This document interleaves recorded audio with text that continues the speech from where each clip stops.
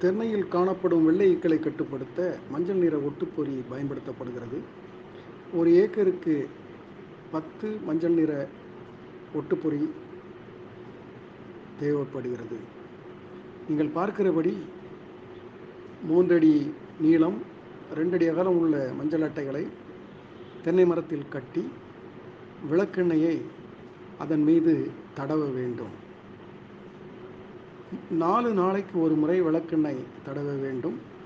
இப்படி விளக்கெண்ணெய் தடவி மஞ்சள் அட்டையை வைப்பதனால் அந்த மஞ்சள் நிற அட்டைக்கு வெள்ளை ஈக்கள் கவர்ந்தெழுக்கப்பட்டு விளக்கெண்ணெயில் ஒட்டி அழிந்து விடுகிறது.